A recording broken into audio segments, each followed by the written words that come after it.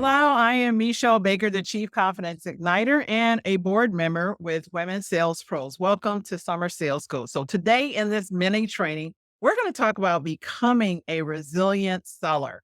And what does that look like? Well, what you can expect from today, this little training, is to really engage your creative expression, to refocus and reclaim some of your energy, and to expand your impact, influence, and income. When you look at no or that rejection from a different perspective. So that's what today is about. It's about you really leveraging the no. Now, feelings of rejection are absolutely a standard part of living. Anyone and everyone who goes through life is going to hear no at some point. They're going to have something that you have planned, prepared for, feel really excited about, to have someone reject it, to have someone not like you, to have someone then not only just not reject it, but maybe just tell you how awful it is or disparage it in some way. And that causes feelings of rejection, which create in a human being feelings of being uncomfortable. And when you're doing something without knowing what the result is, that uncertainty can create feelings of fear. So if you recall or understand anything about the human brain, is that our brain's propensity to turn fear into danger is very high. When you do not put in place activities where you are conditioning yourself to feel uncomfortable, you will start to translate those feelings of being uncertain, uncomfortable, inconvenience when someone rejects your offer into feeling danger. And you will start to push against it instead of to face it and fall into it and use it as a way that you can leverage and grow your ability to be impenetrable in the face of someone's no. Now, having said that, today we have an acronym and it's going to be SAFE. And I use the double F, but it's SAFE. So first S is switching your mindset about rejection. So when you understand that someone telling you no for the sale, the offer, the cold call, the opportunity is simply no means not now. It doesn't mean not never. You will begin to switch your mindset to understand that you just need to look at it in a different way. It's not about you. It is about the transaction. What did that person not like about the transaction? Maybe it actually wasn't a fit.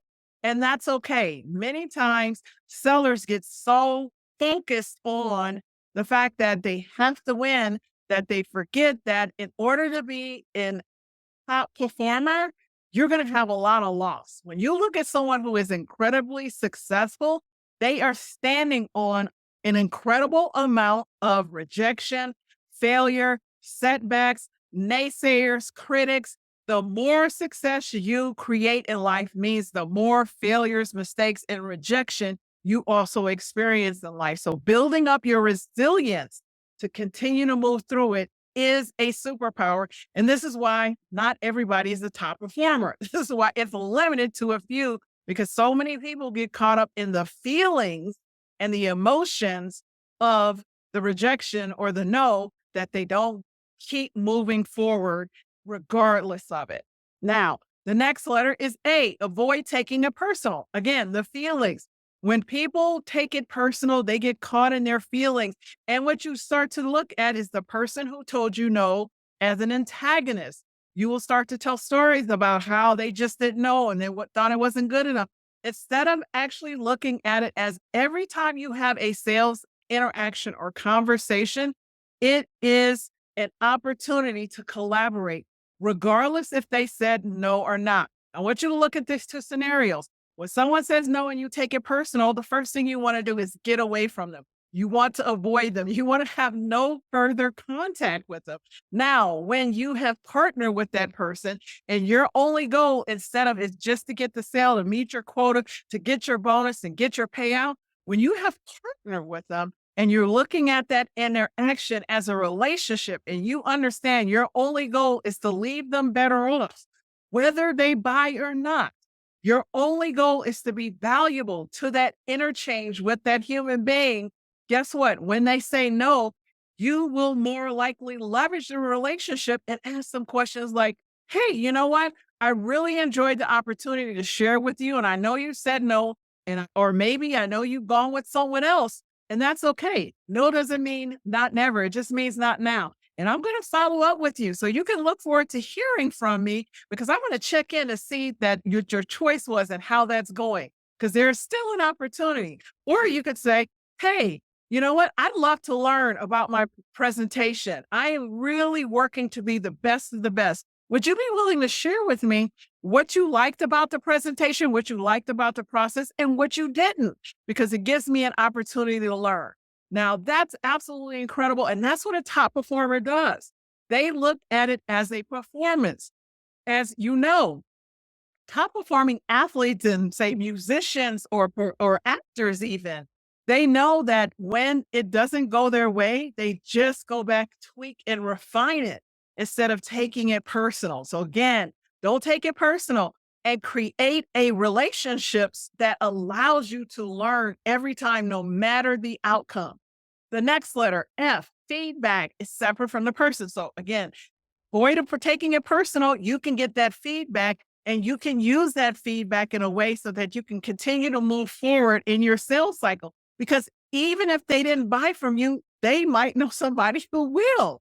It is nothing wrong with asking the person who said no, well, you know what? I've had such an incredible time working with you. And I know amazing people know amazing people. Is there someone else that you would think would benefit from this that you'd be willing to refer? So when your focus is creating an incredible process in the whole sales conversation, you will actually end up creating a relationship that even when they didn't buy from you, they still refer from you.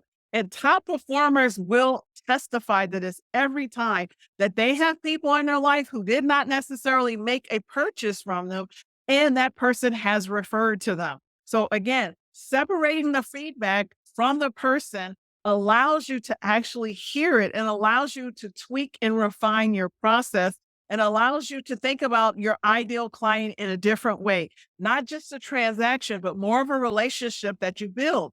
And when you do this, you actually can have a better pipeline. You position yourself better to have more opportunities that will be coming your way at any given time throughout the process of sales. And you're not running out there. I call this the harvester versus the hunter. When you're separating this and you're creating relationships where you leave people better off for having connected with you, regardless of the outcome, you will always have an opportunity to re-engage that person, to follow up with them, to tell them about new offers. And when you actually in that interaction where they said no, instead of feelings of rejection, where you actually thank them for the process and let them know, hey, I'm going to check on you to see how it's going because I'm vested in your success. You told me so much about what you're looking and the solution you're seeking to create. Well, I want to see you win. So I'm going to check to make certain you're winning.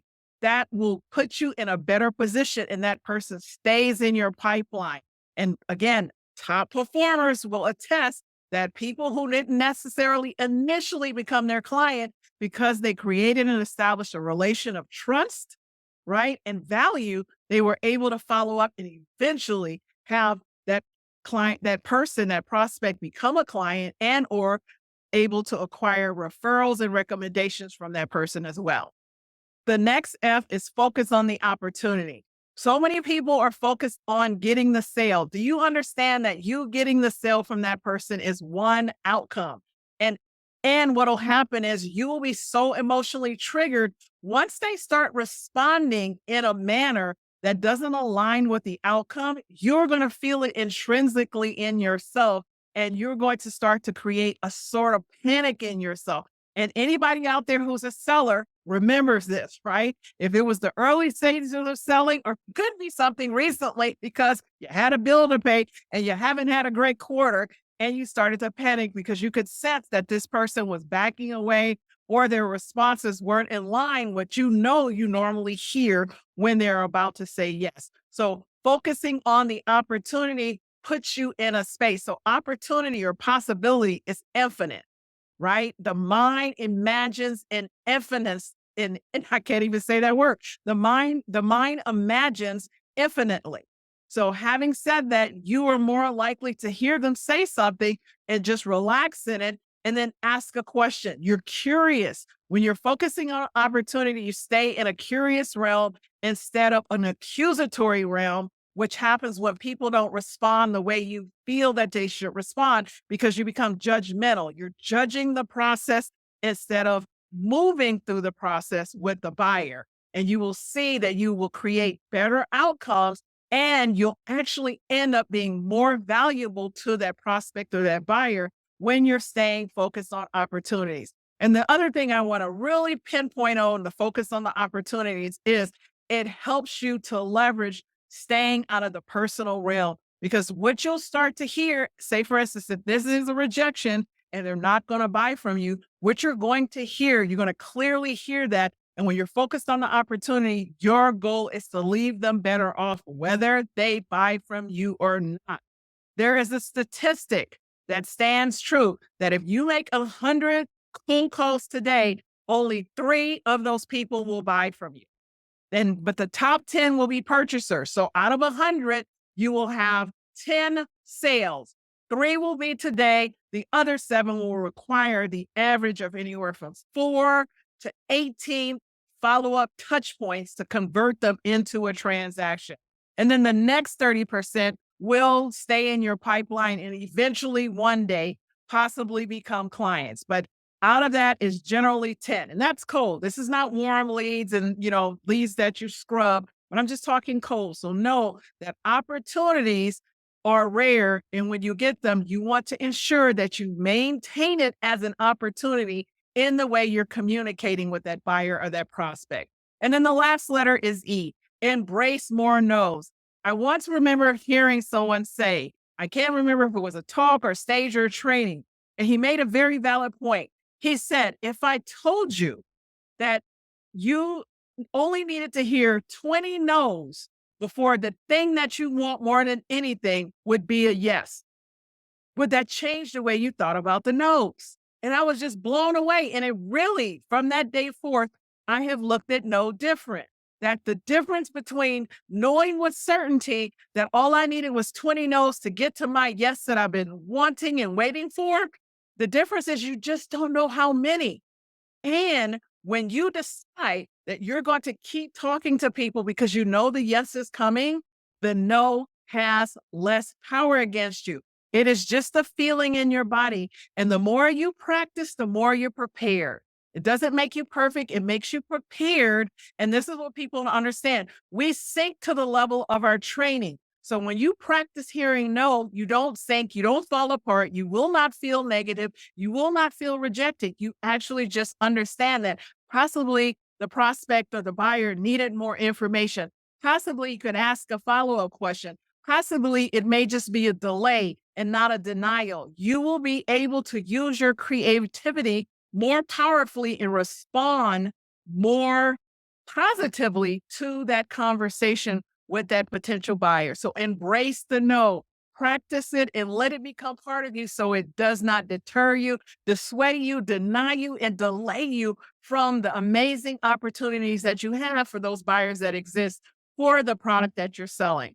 And I just want to just say here, success. So many people get stuck in it has to be a yes for success. And what I just want you to understand is success is simply what you define. And yes, you have a quota. Yes, you have things that you need to do. And when you start making success that you're leaving people better off, you will have more successful sales in the process versus just trying to get something. When you are being valuable in the process, you actually will elevate your sales success. As I remind people, everything you appreciate appreciates. And so when you become valuable to people, you are appreciating them and leaving them better, and it expands your harvest. Stop being a hunter trying to get one sale and start harvesting by appreciating that this is you get to sell and leave people better off. So what you can do now is remember, embrace your uncertainty. Fear is your friend. If danger is real, fear is not. Experience renewed energy by aligning with your why. Why did you start selling? What do you want the buyers to experience? Why do you want them believe that they'll be valued for having met with you? Establish a non-negotiable morning routine. And I remind people that how you begin your day has a lot to do with how you end your day. So when you start your day focused that today is going to be amazing, I don't care what comes my way, I don't care what happens, I will still be magnanimous and incredible and amazing in the face of every circumstance. And when you do this consistently, you'll be amazed. You will still be magnanimous, amazing in the face of every circumstance, and engage in regular acts of random kindness. When you actually are appreciating people, you will start to appreciate that everything is just as is. It's never the circumstance, it's always your confidence that dictates your outcome. And you build confidence when you start appreciating, because then you'll always have more than enough. And then the more than enough will breed more and more and more. Have a great day selling. My name is Meshell Baker. I am the Chief Confidence Igniter, and my passion is around helping individuals, organizations, and teams to unleash unstoppable confidence. Have a great day selling.